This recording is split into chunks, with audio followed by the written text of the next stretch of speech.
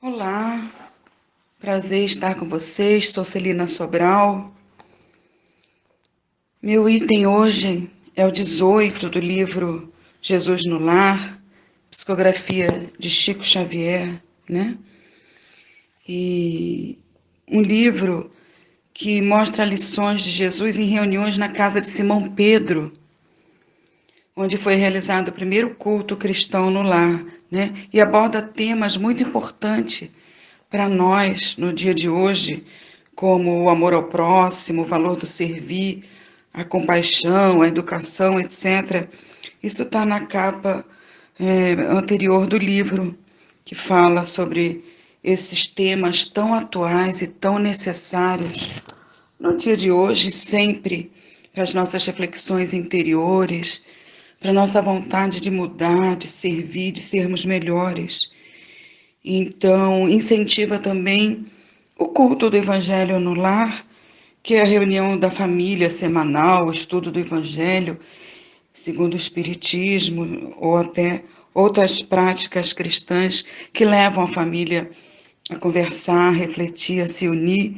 E esse livro, Jesus no Lar, é muito útil para que seja acrescentado ao estudo do Evangelho. Pode ser feito em paralelo, uma pequena leitura. São 50 itens nesse livro, todos presos, como nós estamos falando, a essa situação atual que vivemos. O item 50 desse livro fala em oração.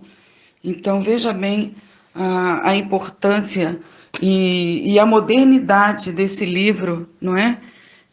Para que a gente possa trazer hoje em dia para a nossa melhoria. Lógico, Chico Xavier, né, os espíritos de luz sempre auxiliando e ajudando, nos trazendo até hoje essas reflexões tão importantes. Bom, o item 18, a bênção do estímulo, fala muito da esperança. Esperança, mas não na esperança de cruzar o braço, sentar e esperar que as coisas caiam do céu e fiquemos parados, sem atitudes. Muitas vezes interpreta-se errado a função do espiritismo por achar que nós entregamos nas mãos dos espíritos, de Jesus, de Deus, a resolução dos nossos problemas, e não é assim. O espiritismo exige atitude, exige que coloquemos mãos à obra para que possamos realmente ver o resultado das nossas plantações, das nossas colheitas, do que é exigido de nós dentro da necessidade da reencarnação, como fala a Gênesis, como fala o Livro dos Espíritos, como fala o Evangelho. Então, não podemos estar aqui ao bel prazer de esperar parados que as coisas aconteçam. Então, que possamos realmente sermos motivados pelo estudo, pelas reuniões do Evangelho, pelo buscar conhecimento, busca a verdade vos libertará. Então, a bênção do estímulo no sentido também da gente ir lá fundo dentro de nós, incentivarmos as nossas mudanças, os nossos aprendizados, mas também daquele que está perto de nós, daqueles que vieram ao nosso encontro em busca do trabalho, em busca da melhoria, mas tendo as nossas mãos estendidas para servir no auxílio. Então, achei muito interessante esse item, né? 18 de Jesus no Lar, com a reflexão da esperança e de lembrarmos da parábola dos talentos, né, que foi colocada aquele valor na mão dos irmãos lá, 5, 2 e 1, e cada um fez uma coisa diferente com o que estava nas mãos deles. Um enterrou, né, aquele que tinha só um, enterrou os bens que recebeu, com medo de perder, provavelmente. O outro multiplicou e o outro foi à luta de forma diferenciada. Então, que a gente possa usar de uma forma boa, útil, o que vem nas nossas mãos, tanto de tarefas como de conhecimento, como de possibilidade mental, espiritual, em todos os sentidos de melhoria, para que seja realmente útil a nossa encarnação.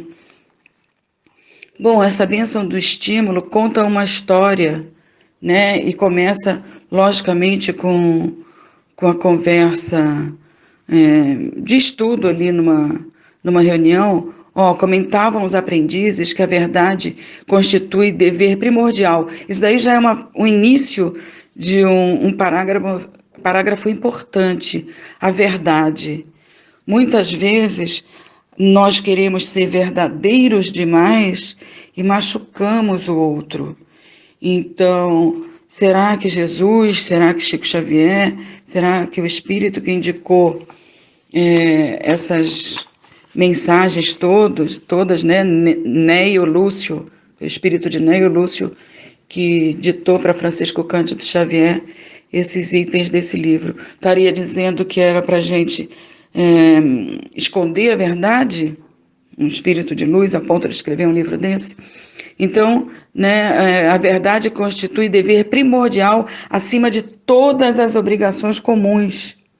E quando Felipe, que era um da família lá, né, afiançou que a pretexto de cultivar-se a realidade, ninguém deveria aniquilar a consolação, mostrando que nós temos que prestar atenção de que ponto colocamos a verdade para o outro, para as reuniões que participamos, para as pessoas que lidam conosco, porque nós não devemos realmente aniquilar a consolação, senão está nos faltando a caridade, que é um dos grandes ensinamentos de Jesus.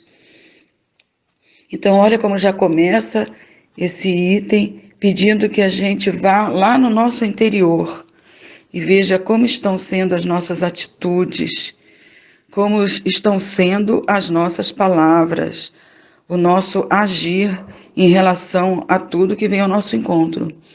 E talvez por reportar-se André a fraqueza com que o mestre atendia aos mais variados problemas da vida, o Senhor tomou a palavra e contou atencioso. Era, né, o evangelho na época lá, na casa de Simão Pedro, como nós dissemos, como está descrito no livro.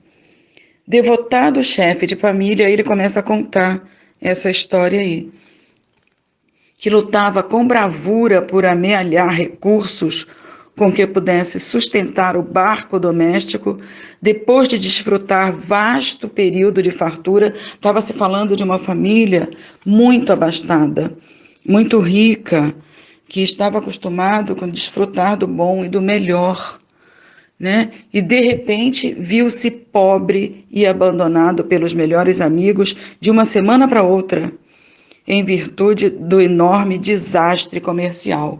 Olha só, que situação atual, né? Quantos e quantos testes, provações, até situações de expiação do espírito ocorrem em famílias, em pessoas que estão muitas vezes acostumadas com um desfrutar na sua existência e a mudança se faz de uma hora para outra, provando que nós estamos com tudo emprestados do Pai aqui nesta vida, nessa encarnação.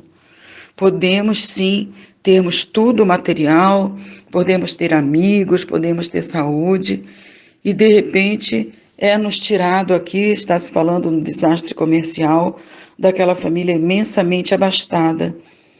Então, o infeliz, que eles estão colocando aqui, nosso chefe de família, não soube suportar o golpe que o mundo lhe vibrava no espírito e morreu e desencarnou após alguns dias ralado por inomináveis dissabores. Veja bem como nós precisamos estar preparados para suportar golpes da vida. Nós não sabemos o dia de amanhã.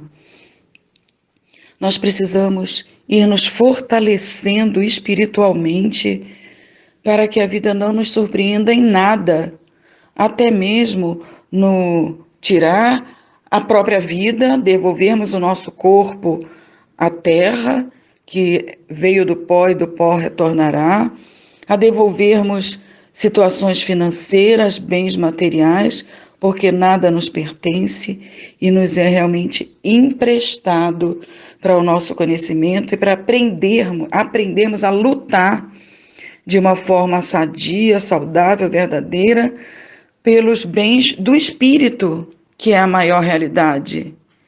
Lembrando sempre que somos seres espirituais em experiências materiais, para que possamos lutar, mas por aquilo que vai ficar conosco, né? Lógico que estamos encarnados num planeta material, com a necessidade dessa nossa encarnação, para aprendermos relacionamentos, para aprendermos, darmos valor àquilo que realmente tem, porque nada que é passageiro traz felicidade para o que é o eterno.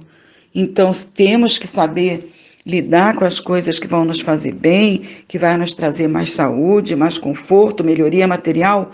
Claro que temos, mas o Evangelho pede, e esse livro está muito ligado também a vários ensinamentos de Joana de Ângeles, que pede para a gente estudar e cuidar do nosso interior, da nossa melhoria espiritual, do nosso autoconhecimento, na busca do amor incondicional. Os estudos de Joana de Ângeles nos trazem muito isso, né? E aqui, já também no início desse item, já está falando essas enormes reflexões para nós, nos mostrando realmente que, de repente, estamos parados em situações não virtuosas e nos prejudicando, não é? Olha só, o chefe de família, muito, muito, muito abastado, não sustentou, não aguentou o golpe de uma perda tamanha de toda a sua fortuna, que o levou a perder também amigos que na verdade não eram tão amigos, estavam mais presos à parte material daquilo que ele tinha. Será que os nossos amigos estão em busca só dos nossos bens materiais? Ou será que realmente existe amizade verdadeira? Será que nós estamos sendo amigos verdadeiros daqueles que são também nossos? Ou nós estamos só em busca de trocas, de interesses, que na hora que não tivermos mais, também vamos nos afastar? Precisamos dessa reflexão para o nosso bem, para a nossa mudança muito rápido, né? O que pode vir para a gente amanhã? Nós estamos entregues nas mãos de um Pai amoroso maior que quer o nosso bem, que quer a nossa evolução. E aí vem o que acontece depois do desencarne do chefe de família. A esposa, né, grande espírito, ficou viúva com 6 filhos, respirou fundo, enxugou o pranto, reuniu, né, em volta de uma velha mesa que foi que sobrou para eles, esses 6 moços que estavam chorosos, que estavam amargurados, que estavam vencidos pela tristeza e pelo desânimo, e falou assim para eles: olha que mãe, olha que lição de vida para todos nós. Escutou o que eles tinham que falar, as lamentações, as lágrimas, meditou um pouquinho e falou assim em seguida: ela falou, vou buscar uma coisa para mostrar para vocês. E trouxe uma caixa pequena de madeira, cuidadosamente cerrada, e falou aos rapazes com toda a segurança, né, de uma mãe firme, de um espírito grandioso: meus filhos, não nos achamos em tamanha miserabilidade.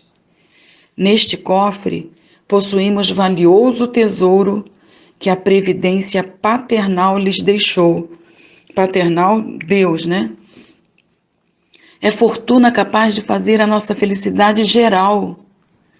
Entretanto, os maiores depósitos do mundo desaparecem quando não se alimentam nas fontes do trabalho honesto e produtivo. Olha que maravilha! Em verdade, o nosso ausente, né, o nosso pai, o meu marido, quando desceu ao repouso, nos empenhou em dívidas pesadas. Todavia, não será justo o esforço para resgatá-las com a preservação do nosso precioso legado, chamando os filhos ao trabalho, a não desanimar, estimulando a continuar a vida com fé em Deus e buscando, sim, a mudança, a sua sobrevivência através do que eles tinham aprendido até ali. O trabalho honesto, não é? Não se deixarem entregar à própria sorte, mas se irem se melhorando. Aí ela fala, vocês não concordam comigo? Nós vamos abrir essa caixa mais tarde, ela diz para os filhos, né? A menos que as exigências do pão se façam insuperáveis. Mas não é a hora, né? Saibam que nós temos esse grande tesouro aqui nessa caixa e depois nós vamos trazer ao conhecimento de todos. Aí os filhos se animaram. Belo sorriso de alegria e reconforto apareceu no semblante de todos. Olha que mudança já ocorrendo pelas palavras daquela mãe, daquela atual chefe de família perante 6 filhos homens, mudando e mostrando que a palavra de força, de fé, de amor tem sustentação emocional e até material para aqueles que estão conosco, que estão perto de nós. Lembrando aqui que as nossas palavras são muito importantes para nós e para o outro. Quando nós falamos certas coisas para os nossos filhos, para as crianças, os nossos filhos, quando estamos começando na educação, quando eles são realmente muito pequenos, aquilo fica gravado para toda a sua existência. É muito importante, às vezes o que um professor fala, não é? O que uma pessoa que é importante para eles fala, fica gravado. Então, até que ponto nós temos sim a obrigação de usar nossas palavras para o bem, para o incentivo, para o estímulo, para o aprendizado, para mudar a visão daquela criança, daquele jovem, até mesmo daquele adulto, daquele idoso, perante a vida, perante as suas lutas, para que não desistam, para que continuem, que a vida não acaba, que nós estamos numa viagem e que somos espíritos imortais e que a nossa luta vai continuar e que o nosso vencimento, a nossa felicidade é certeira. Nós sabemos que aconteça o que acontecer, nada vai acabar, nada vai nos derrotar. Então, cegos que estamos perante a matéria, perante a nossa vida material, que esquecemos do passado, esquecemos muitas vezes dessa imortalidade do nosso espírito, nós nos entregamos à tristeza, à desesperança, a não lutar, porque ficamos, realmente desesperançosos com certas situações que acontecem conosco. Lógico que temos que entender, lógico que temos que aceitar o que vem e aos outros, mas não podemos ficar estirados no chão. Nós não temos esse direito porque nós temos o conhecimento do Espiritismo.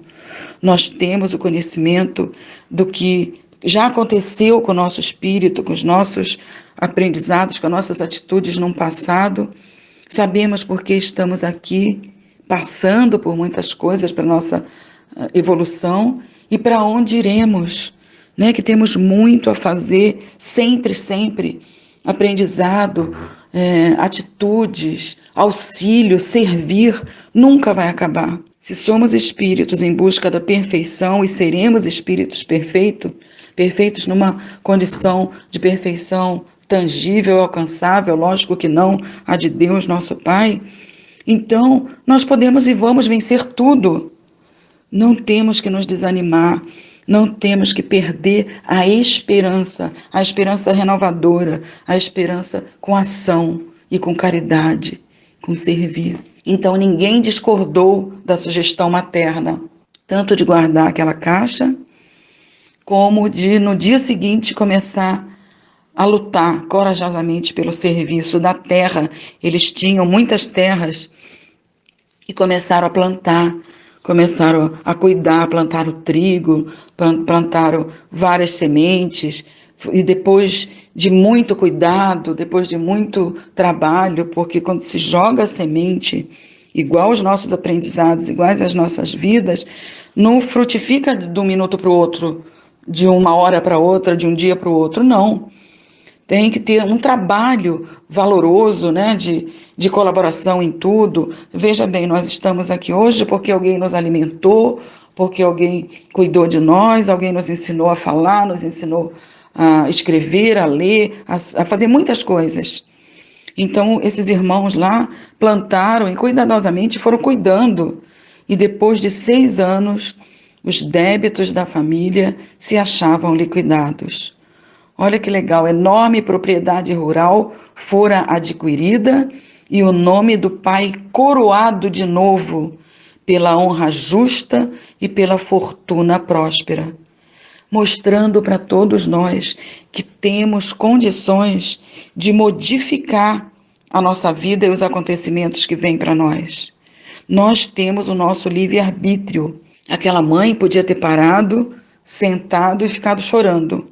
Ai, agora eu perdi o meu marido, perdi toda a fortuna que eu tinha, perdi toda a boa vida, todo, sabe, aquele auge do estar em sociedade, com amigos, com várias luxúrias, etc. Mas não. Ela resolveu deixar os filhos chorarem, se lastimarem e disse: não, vamos juntos. Vamos dar as mãos e vamos vencer, seja o que for. E eles também. O livre-arbítrio deles foi maior para o bem. E disseram: não, a partir de amanhã nós vamos modificar essa situação, não vamos ficar prostrados aqui. E foram ao trabalho, honrado, levantaram a sua fortuna, levantaram a sua condição social, continuaram uma vida de honra realmente, né? De prosperidade, no bem, na honestidade, que é o que todos nós temos que fazer. E voltando à verdade que é falada na primeira frase desse capítulo, quando nós lutamos pelo bem, pela verdade, sem querer enganar ninguém e a nós mesmos, não há quem nos derrote. Porque Deus, os espíritos de luz, Jesus, o governador do nosso planeta, está conosco no bem, no amor. E o amor, o bem sempre vence. O mal não existe, é passageiro. Vai deixar de existir em nós, na sociedade, no mundo, mais cedo ou mais tarde, porque é uma ilusão. É aquela situação de treva e quando a gente acende um fósforo, uma luzinha, já vai se dissipando a treva. É a posição do mal. Então o bem sempre vence. E quando nós estivermos ligados no nosso melhor, na nossa melhor versão, que é a atual, já fomos e já fizemos muitas coisas erradas, muitas coisas ruins, mas estamos estudando, estamos procurando nos melhorarmos, aprendermos para arrancarmos de nós essa escuridão, essa treva, esse mal que ainda existe em todos nós, mas que estamos indo no caminho da melhoria, nesse caminho da perfeição que falamos, para que prove que o bem, que o amor sempre vence sim, e que ele está dentro de nós. Então, olha, continua a lição. Quando já haviam superado de muitos bens perdidos pelo pai, reuniram-se certa noite com a mãe, né, com a genitora, a fim de conhecerem o legado intacto. Então chegou a hora, vamos abrir aquela caixinha lá, né? Aí a mãe, já velhinha, trouxe aquele cofre. Com inexcedível carinho, sorriu satisfeita e abriu sem grande esforço. Com assombro dos filhos, dentro do estojo, encontraram somente um velho pergaminho com as belas palavras de Salomão.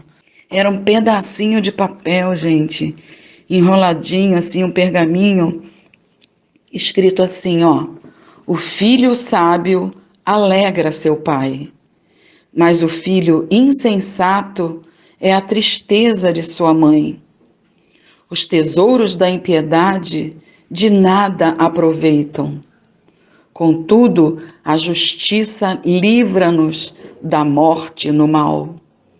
O Senhor não deixa com fome a alma do justo, entretanto, recusa a fazenda dos ímpios. Aquele que trabalha com mão enganosa empobrece, todavia, a mão dos diligentes enriquece para sempre.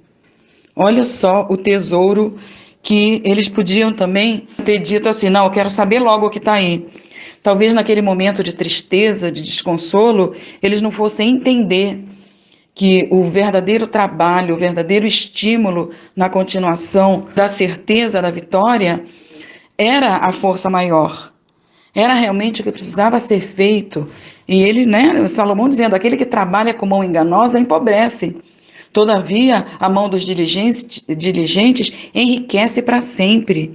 Quer dizer, nós precisamos fazer o certo, o melhor, o auxílio, o buscar em nós mesmos, multiplicarmos os talentos que vêm nas nossas mãos. Que seja da inteligência, que seja do trabalho, que seja de termos uma saúde plausível com fazermos cada vez mais daquilo que esperam de nós. Se nos esperam alguma coisa de tal tamanho, vamos fazer um pouco mais, né? Então, olha só, para terminar, concluir aqui a lição do capítulo do item 18, os irmãos entreolham-se, né, com um júbilo indizível e agradeceram a inolvidável lição que o carinho materno lhes havia dado. E aí, após contar isso tudo, né, eles estavam lá na reunião, como falamos lá, Jesus na casa de Simão Pedro. Então silenciou o mestre sob a expressão de contentamento e curiosidade dos discípulos que estavam ali, e fim da ligeira pausa, terminou sentencioso. Quem classificaria de enganadora e mentirosa essa grande mulher? Porque a mãe disse, né, ali tinha um tesouro e ela podia, nós como seres humanos que julgamos muito, tudo nós colocamos o nosso julgamento em cima, né? Poderíamos dizer, nossa, não, ela está enganando para poder, né, fazer com que os filhos ajam ou pensem diferente. E muitas vezes nós já fomos provados que quando julgamos, erramos. Somos seres imperfeitos ainda, em busca do aprendizado, da perfeição. Então a gente erra quando julga. E aí ele pergunta, né, que quem classificaria de mentirosa, de enganadora essa grande mulher? Que fez com que tudo se retomasse, com que se levantasse, não só a fortuna, como a moral daqueles filhos daquela família. Então ele fala, seja o nosso falar, sim, sim, e não, não, nos lances graves da vida. Mas nunca espizinhemos a bênção do estímulo nas lutas edificantes de cada dia. Tem hora que nós temos que dizer sim, sim e não, não, para as nossas atitudes mesmos, e sermos fortes conosco mesmo. Às vezes com os nossos filhos, com os nossos netos, com os nossos queridos que estão ali, funcionários mesmo, aqueles que trabalham conosco, muitas vezes não só no trabalho financeiro, mas também dentro de uma casa espírita, dentro de uma comunhão, dentro de uma sociedade. O grelo tenro é a promessa do fruto. Eu quero dizer, tudo começa simplesinho, ninguém diz que de uma sementinha de laranja, depois vai ter aquela árvore linda, maravilhosa, dando muitos e muitos frutos, que vai nos alimentar, que vai nos saborear, que vai adocicar a nossa boca, os doces, os bolos que vamos fazer. A pretexto de acender a luz da verdade, que ninguém destrua a candeia da esperança. Mostrando que temos que ser e usar a verdade, a palavra da verdade, e em tudo, temos que ser verdadeiros, sim, mas não tirar a esperança de ninguém. Não sermos nós a sermos o fruto mau que apodrece todas as outras laranjas no meio. Que a gente possa colocar em prática os ensinamentos de Jesus no Evangelho e vivenciados por ele. Que nós possamos ser realmente aquele que estimula, aquele que traz a esperança em situações, às vezes, muito tristes, muito desacreditadas da vida de alguém e nossa mesmo. Que Jesus abençoe a todos, que possamos interiorizar esses ensinamentos dentro de cada um de nós para iniciarmos novo ano, nova vida, novo amanhecer de uma forma muito mais iluminada, muito mais feliz, muito mais cheia de esperança e de estímulo. Que Deus abençoe a todos e até uma próxima oportunidade.